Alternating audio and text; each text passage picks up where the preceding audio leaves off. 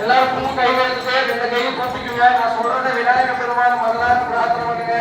5 கணத்தனை யானை முகத்தானை முந்தின் நிலங்களை போலும் எய்தானே நந்தி மகந்தனை யானை